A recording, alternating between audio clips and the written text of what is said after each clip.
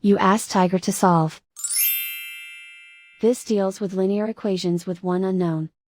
The final result is x equals 7.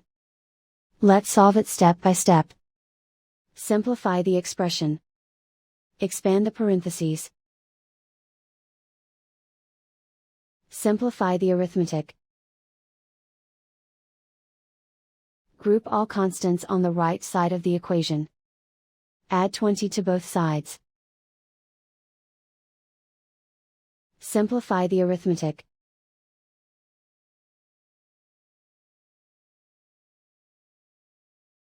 Isolate the x.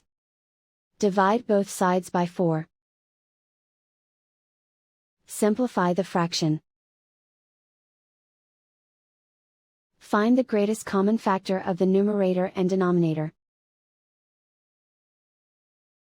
Factor out and cancel the greatest common factor. And so the final result is x equals 7.